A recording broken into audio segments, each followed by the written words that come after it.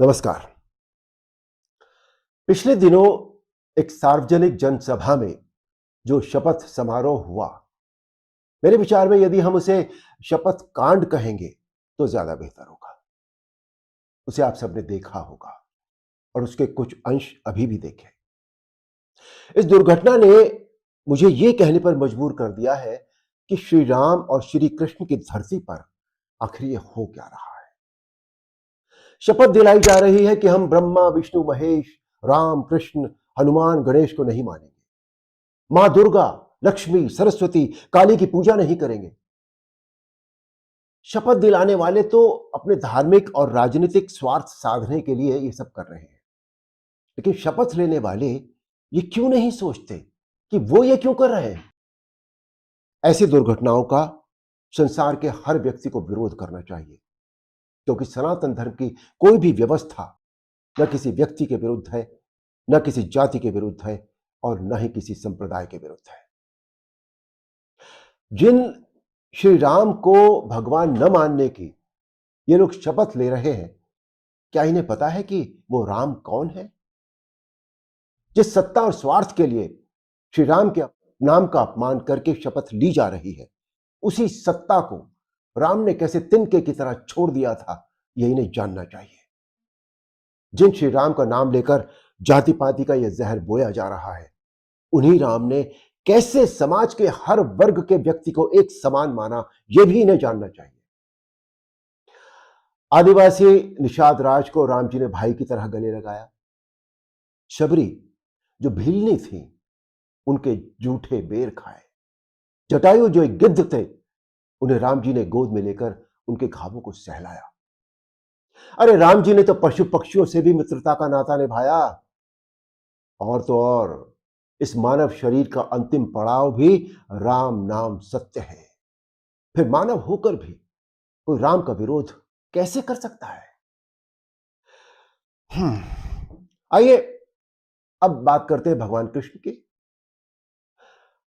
जिन भगवान श्री कृष्ण ने मानवता के लिए सबसे उपयोगी संविधान श्रीमद् भगवद गीता का उपदेश दिया, कोर्ट्स में झूठ न बोलने के लिए जिस श्रीमद् भगवद गीता की शपथ खाई जाती है, उसी गीता का उपदेश देने वाले के नाम का अपमान करके शपथ लेना मानवता के लिए कितना घातक है।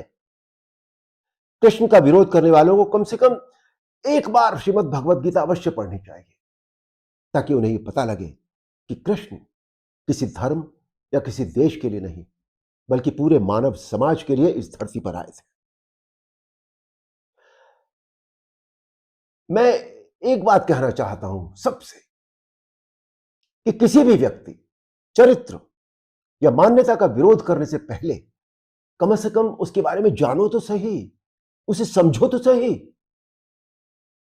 स्वार्थ के चक्कर में व्यक्ति भूल गया है कि वो सनातन धर्म का विरोध करके अपनी ही जड़ें काट रहा है। वो जिस डाल पर बैठा है, उसी डाल को काटकर पेड़ से अलग कर रहा है। एक बात और, ये बड़ा दुखद आश्चर्य है कि सारी दुनिया को दिशा देने वाले देश भारत की धरती पर सनातन धर्म का अपमान होता रहता है और अधिकांश धर्माचार्य दृढ़ता से इसका विरोध भी नहीं करते।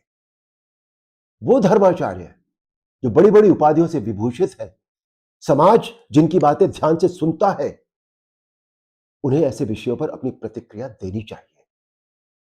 मैं किसी के द्वारा किसी को भड़काने या उकसाने का कदापि समर्थन नहीं करता, किंतु बुराई का विरोध और दमन यदि न किया जाए तो वो समाज के लिए घातक हो जाती है।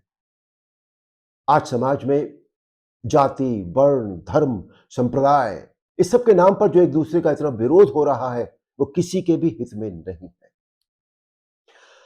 दोस्तों, सनातन धर्म के प्रति तो किसी भी व्यक्ति के मन में कोई विरोधाभास होना ही नहीं चाहिए, क्योंकि इस धर्म की मान्यताएं, परंपराएं, व्यवस्थाएं संसार के हर जीव को ध्यान में रखकर निर्धारित की गई। सनातन धर्म हर व्यक्ति को धार्मिक बनने, धर्म को मानने का संदेश देता है। और धर्म का अर्थ है जो धारण करने योग्य हो, जो व्यवहार में लाने योग्य हो। एक बार गहराई से इस धर्म को जानो तो सही, समझो तो सही। मैं मैं बार बार ये कहूंगा कि देश और धर्म हमसे नहीं है, हम देश और धर्म से हैं।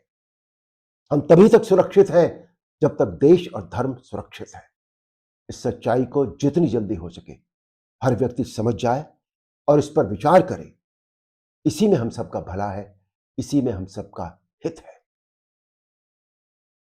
जय श्री राम।